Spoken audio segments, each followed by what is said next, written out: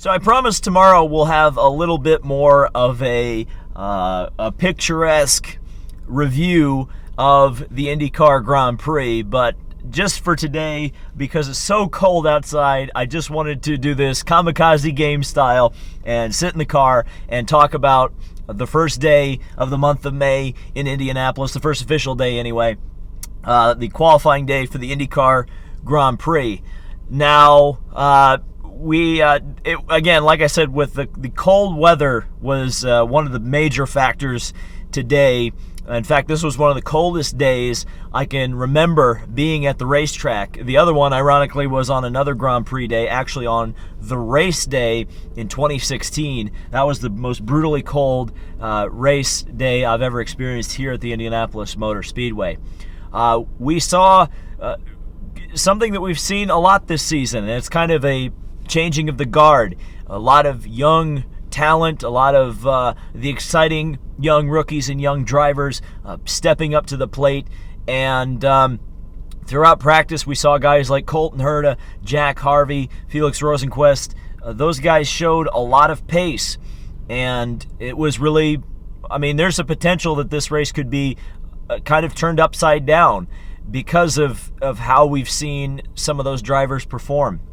Will Power, still very fast. He hasn't changed at all at this racetrack. I think he still owns this race. And one of the other major stories from today, from a driver's perspective, were the drivers that weren't quite as good.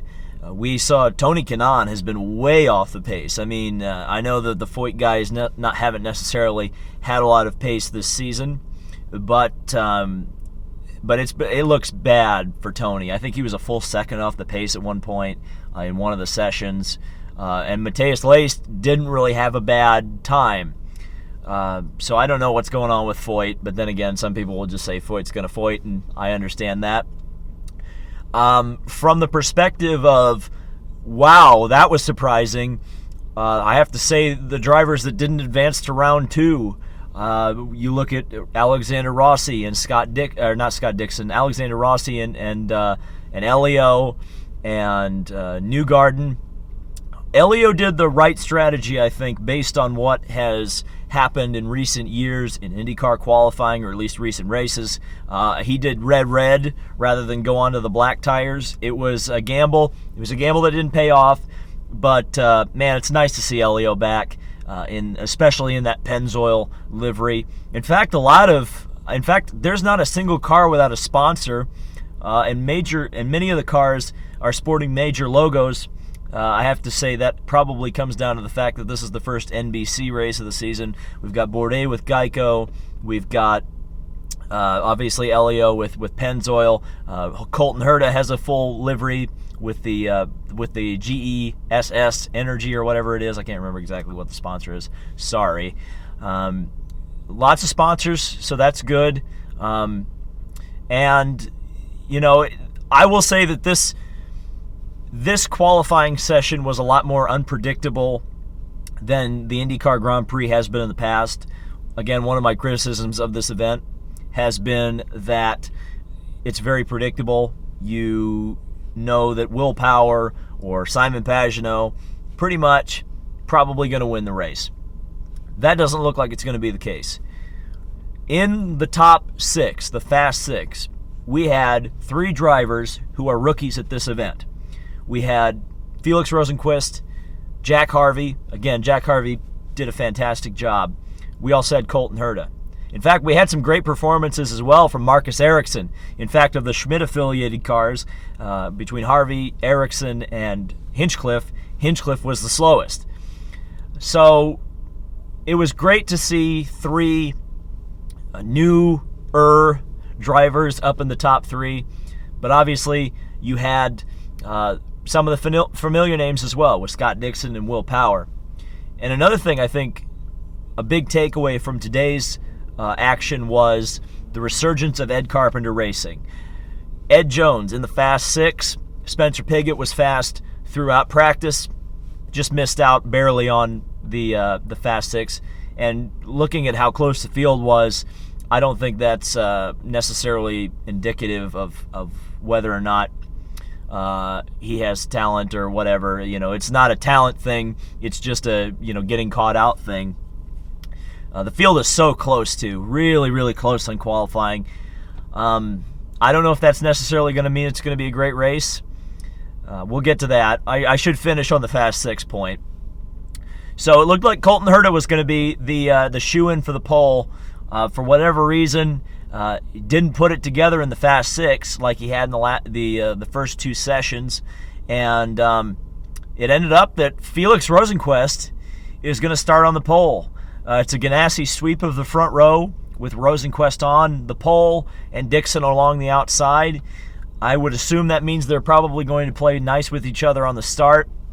And it's probably not something that's really going to invite a good race at the start, at least. Now, that being said, there's definitely a possibility that there is going to be rain tomorrow.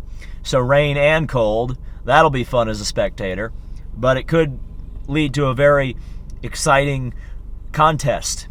And I think that's what we're all hoping for, right? And a thought on rain, particularly what this means for the TV. So assuming that the race doesn't get red flagged, there's a possibility of that, because IndyCar and Firestone failed to see the need to develop a proper wet weather tire.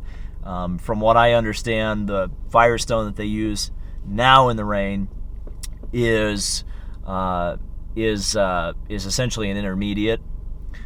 So that's a shame. But what isn't is the fact that this is the first race in over a decade which is taking place on a network TV broadcast, which isn't being broadcasted by ABC television. I believe the last one was an NBC race, but it was Champ Car way back in the day. So if it's an exciting rain race where you've got a lot of unpredictability, a lot of excitement, a lot of spins, I think you could have a really fantastic TV rating, which would be great. I did make the prediction that there's a possibility that the Mario Andretti documentary will outdo that in the TV ratings.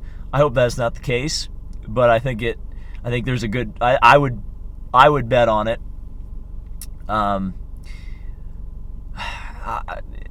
Rosenqvist getting his first pole position. It's almost like it's overdue. The rookie class is so strong this year, and to be honest with you, guys like Santino Ferrucci and Marcus Ericsson could have also very easily been in the top 6. So, yeah, it's just it'll be interesting to see. Pato O'Ward was fairly anonymous, which was weird today. So that's going to be something to talk about. I'll be able to talk about him a bit later as well in This Week in Racing with his Red Bull deal. I'll be honest, though, Colton Herta, he's also the real deal. And if I were Red Bull, I'd be thinking of not only signing Pato, but also signing Colton Herta, because I think they're both the real deal. I met lots of you today, so thank you. It's weird to say it's becoming a common occurrence, but it's becoming a common occurrence to get recognized at these places. And I appreciate meeting you guys. You guys let me do what I do. So it's humbling. It's a humbling experience. I did get some diecast stuff. This in particular, I think a lot of people are going to be interested in. I'll do a video on that at some point during the month of May. So that was a review of the IndyCar Grand Prix qualifying. Be sure to subscribe for more IndyCar Grand Prix, Indy 500, and Indy 500 month coverage. Thank you guys so much for watching. This has been David Land on YouTube, and we'll see you in the next video.